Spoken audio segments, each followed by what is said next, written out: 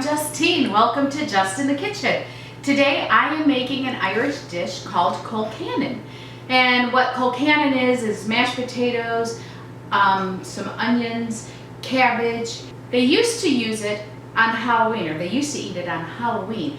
And how the story goes is on Halloween, the single women would take their first and their last bite of Colcannon and they would hang it on the door, and whoever was the first one that walked through, they would marry. I'm betting there were a lot of women that prayed, please don't let it be my brother that walks through the door. So that was the tradition that they had done. But now Colcannon is eaten all the time, and it is so good. First, let's go to the ingredients. We're going to start with these, and then once everything's cooked, I'll put it together. We have a couple more ingredients. We have cabbage. We have 1 head of cabbage, so we have 5 pounds of potatoes, 2 garlic cloves chopped up, and butter. So what I'll do is I'll put the potatoes in water, and I'll just cover them. I'll bring to the boil, and I'll let simmer. I will put a pat of butter. My little tip for you. Put a pat of butter in your water and it will not boil over on your stove. It's the fat that keeps it from rising and rising and rising, and it doesn't boil over on your stove and you don't have a big mess. What I'll do is I'll turn this on, and I know it'll look like a lot of cabbage, but cabbage does cook down. I know it looks like a lot of cabbage, but cabbage does cook down. So we're just going to put the butter in there and let that melt. And then while we're doing that, I'm going to start the potatoes, and they should all come together about the same time. My potatoes are on. I do want to say start your potatoes in cold water. Bring to boil, reduce to simmer. Now my butter's melted. You want to melt it on low because you don't want it to burn. And I'm just going to give a quick heat up to the garlic. And you're probably thinking, well, the butter will burn once you put the cabbage in there. But it won't. The cabbage has so much water that it releases. The butter doesn't burn. So now the garlic smells really good. And I'm just going to put my cabbage in. And it looks like a lot, but this cabbage will wilt down. It will wilt down to just hardly anything at all. You want to make sure that there's no big lumps.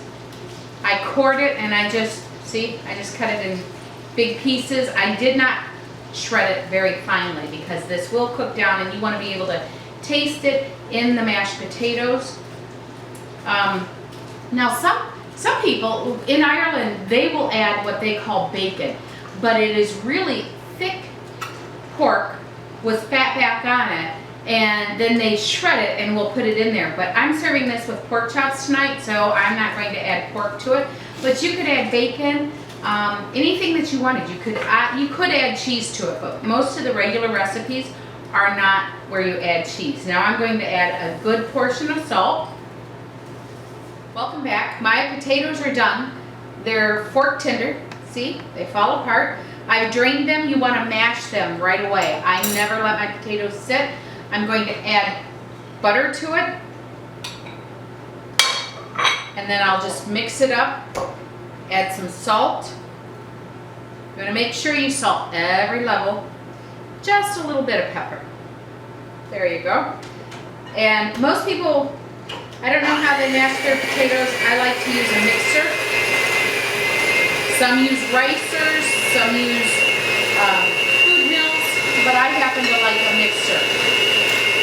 I like them creamy, I don't like them lumpy. The cabbage will make them a little on the lumpy side. So I like my potatoes smooth. Now for this, you're going to want to add, once it's all mixed, you're going to want to add your milk. And it will depend on how moist your mashed potatoes are. You're going to want them a little dry, because remember, there's butter in here, and there's a lot of liquid that comes from the cabbage. So you're going to add just a little bit of milk.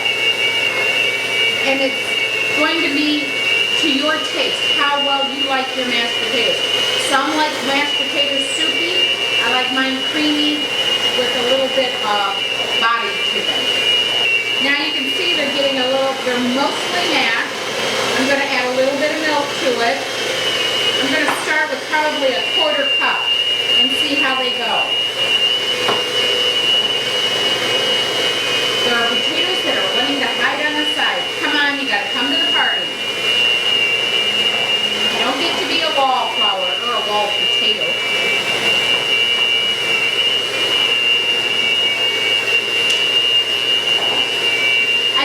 I think probably the reason they do mashers, food meals, and ricers is because it makes too much noise to mash. Okay, my potatoes are mashed, and I will take my beaters out. One of the things, in the fall, these are russet potatoes. Oh, a beautiful little golden finch just flew by. Anyway, the one thing with these mashed potatoes, I use russet potatoes or Idaho. There comes a season when they're not available. Like in the fall, there's 2 or 3 weeks where you cannot get them. And other potatoes will make it gluey. So here we are putting our cabbage into there. And I like little brown bits on my cabbage. It gives it more flavor. And I'm just going to add it in along with the juice, along with green onions. Now I've used green onions. I just used the light green and the white parts. I don't care for the dark green that much. You can do it to how you like it, but I like it this way. Now wouldn't ham be good in this, or bacon? You could even put cheese. I'm not for cheese, but you can put cheese in it. There is the Colcannon. This is it. See, it's not real runny. My potatoes are not real runny. It is just a lovely cacophony of flavors. So what I'm going to do is I'm going to stick my fork in there and taste it. I want to get a little of everything. I want to make sure I get the green onion. There, some cabbage, some potatoes.